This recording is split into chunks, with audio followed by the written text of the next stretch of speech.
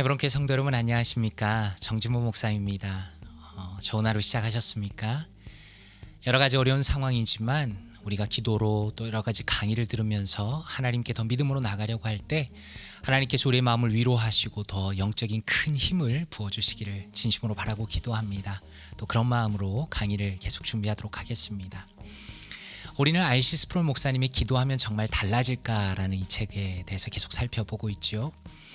오늘은 세 번째 챕터의 세 번째 시간입니다. 주기도문을 계속 보고 있는데 나라가 임하시오며 뜻이 하늘에서 이루어진 것 같이 땅에서도 이루어지다, 이 두 구절에 대해서 살펴보도록 하겠습니다. 먼저 요약을 한번 보기 원합니다. 이렇게 내용을 엽니다. 세례 요한의 메시지는 무엇이었습니까? 회개하라, 천국이 가까웠느니라 라는 것으로 분명하고 단순했다, 이렇게 말씀합니다.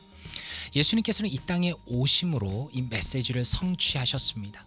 하나님의 나라라는 것은 예수님의 가르침의 중심 주제이고 성경의 핵심 모티브이다, 이렇게 스프롤 목사님은 말씀합니다. 예수님의 설교의 핵심은 산상설교라 말할 수 있죠.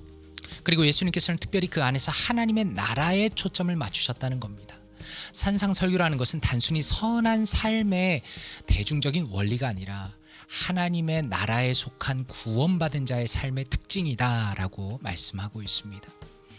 우리가 민주주의 국가에 살고 있기 때문에 그래서 언뜻 이해하기 어려울 수 있지만 예수님께서는 단지 교회의 영적인 왕이 되실 뿐만 아니라 우주의 왕이시다라고 말씀합니다. 예수님은 부활하시고 승천하심으로, 죽음을 이기시고 부활하심으로 자신이 우주의 왕이심을 이미 보이셨다라고 스프롤 목사님은 강조하고 있습니다. 세상은 어떻습니까? 이 사실을 믿지도 않고 인정하지도 않습니다. 예수 그리스도께서 이 세상의 왕이라는 것을 믿지도 않고 인정하지도 않는다는 것입니다. 예수님이 왕이라는 것은 부인할 수 없는 사실이지만 세상의 눈에는 분명히 보이지 않습니다. 그렇기 때문에 보이지 않는 하나님의 나라가 이 땅에 보일 수 있도록 하기 위해서 우리가 바로 그것을 위해 기도해야 한다라고 예수님께서 말씀하신 것이다 라고 설명하고 있습니다. 시편 2편에 보면 이 세상은 이미 하나님의 권위에 대적하고 있음을 볼 수 있습니다. 하나님은 그것에 대해서 잠잠하시지 않고 분노하시고 진노하십니다. 하나님은 자신에게 대적하는 자들에게 내가 그리스도를 왕으로, 예수를 왕으로 세웠으니 그에게 복종하라라고 말씀하신다는 것입니다. 그렇기 때문에 성도는 그리스도의 통치가 드러나고 하나님의 나라가 임하도록 기도해야 합니다. 또한 성도는 자신의 왕이신 그분을 향한 충성을 세상에 보여줄 책임을 가지고 있다는 것입니다. 우리의 기도가 하나님의 나라가 임하기를 기도한다면 우리의 책임은 그분의 다스리심, 그분의 충성을 세상에, 그분을 향한 우리의 충성을 세상에 보여줄 책임을 가지고 있다는 것입니다. 우리의 모습을 보고 더 이상 사람들은 우리가 누구를 섬기는지, 누구를 높이는지 헷갈리지 않을 것입니다. 하늘의 천사들은 하나님의 뜻대로 행하겠죠. 그러나 땅에 거하는 그분의 백성은 그렇지가 않다라는 안타까운 현실을 이야기합니다. 하나님은 언약을 세우시지만 우리는 언약을 깨는 자들입니다. 그분의 뜻을 거스리는 자들입니다. 그렇기 때문에 예수님께서 뜻이 이루어지다라는 그 기도는 우리에게 계시된 하나님의 분명한 그분의 교훈적인 뜻에 대해서 우리가 복종하고 순종하는 것을 간구하는 기도입니다. 그것을 바라는 기도이다라고 설명하고 있습니다. 결론적으로 주기도문의 첫 세 간구, 다시 말해서 이름이 거룩히 여김을 받으시오며 나라가 임하시오며 뜻이 하늘에서 이루어진 것 같이 땅에서도 이루어지다라는 간구는 사실상 의미적으로 모두 같은 말을 하는 것이다 라고 그 내용을 종합해서 스프롤 목사님이 설명합니다. 그것은 성도가 순종할 때에 하나님의 뜻이 아주 분명하게 이루어진다라는 것입니다. 그렇다면 이 내용을 가지고 책 안의 한마디를 통해 조금 더 살펴보기를 원합니다.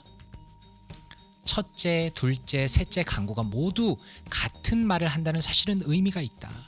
하나님의 이름을 높이고 하나님의 나라가 보이게 하며 하나님의 뜻에 순종하는 삶은 각기 다른 세 방식으로 되풀이되었지만 사실상 같은 개념이다.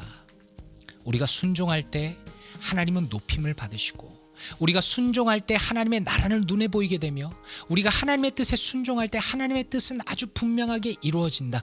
예수님은 이 셋의 최우선순위를 두셨다라고 말씀합니다. 사실 주기도문의 그 첫 세 강구가 하나님의 뜻을 향한, 하나님을 향한 엄청난 성도의 순종의 포커스가 맞춰져 있다는 것에 강조를 두고 있다라고 말할 수 있겠죠.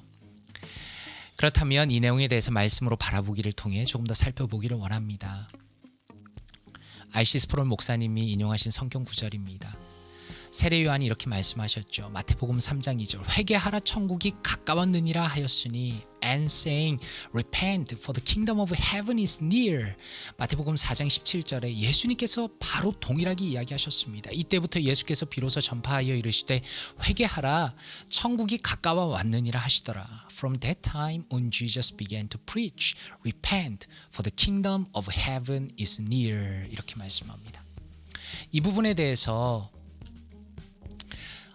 NIV Biblical Theological Study Bible에서는 이렇게 설명합니다. Kingdom of Heaven, God's kingly rule, synonymous with Kingdom of God. Matthew prefers Kingdom of Heaven perhaps because of typical Jewish reluctance to overuse God's name. God's kingdom is more a reign than a realm, more a power than a place. With the arrival of the Messiah, God's rule is in heaven is breaking into human history and will extend to earth in new and powerful ways. 이렇게 해석했습니다. 무슨 뜻입니까? 천국이라는 것은 하나님의 왕국과 동의어로서 하나님의 왕으로서 통치를 의미합니다. 이렇게 말합니다. 마태는 하나님의 이름을 남용하는 것에 대한 보통의 유대인들의 주저함 때문에 아마도 천국이라는 용어를 선호하는 듯합니다. 이렇게 설명합니다. 하나님의 왕국은 어떤 것입니까?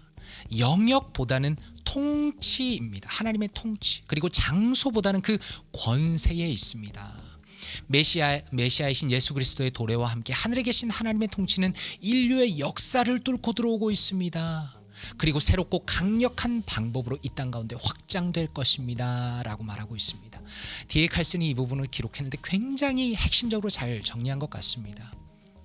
유대인들은 하나님의 이름을, 여호와 이름을 함부로 말하고 싶어 하지 않았기 때문에, 두려워했기 때문에 천국이다, 킹덤 오브 헤븐이다 이렇게 표현했다는 거죠. 하지만 사실은 그 의미는 여호와의 왕국이다, 하나님의 왕국이다 이렇게 말할 수 있다는 것입니다.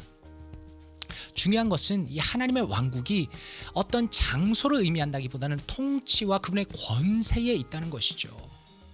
예수 그리스도께서 이 땅에 오심으로 하나님의 나라가, 하나님의 통치가 이 땅 가운데 파고 들어오고 있고, 그리고 예수 그리스도의 복음이 전파되며 성령 하나님의 능력과 말씀의 전파를 통해서 이 땅 가운데 확장될 것이다 라면서 이 말씀에 대해서 아주 잘 해석하고 있다라는 것입니다.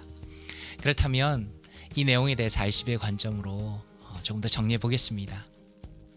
예수님께서 주기도문을 통해서 기도의 우선순위에 대해서 가르쳐 주시면서 성도의 개인적인 소원을 먼저 아뢰지 않고 하나님의 뜻이 이루어지도록 간구하라 하신 점이, 그 가르치신 점이 매우 인상적이다라는 생각이 들었습니다.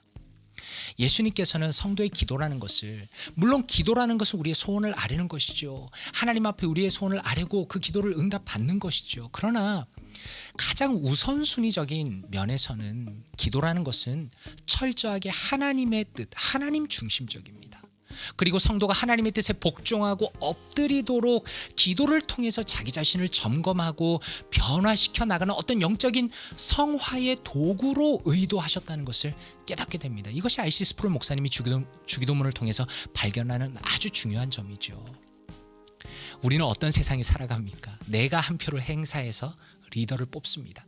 내가 마음에 안 들면 리더를 내려오게 할 수도 있습니다. 그럼 민주주의의 맥락 속에서 신앙생활을 한다는 것은 때로는 성경을 이해하는 데 있어서 오해를 만들어내기도 합니다. 우리가 천국이라고 말을 하지만 사실은 천국이라는 말은 하나님의 왕국입니다. 나라 정도가 아니라 그분의 왕이 되시는 왕의 나라라는 것이죠. 그런데 우리는 천국이라는 것을 얘기할 때 많은 이들이 하나님의 나라 정도로 마치 민주주의 세상의 어떤 나라처럼 오해하는 현실이 있다는 것입니다. 중요한 것은 무엇입니까?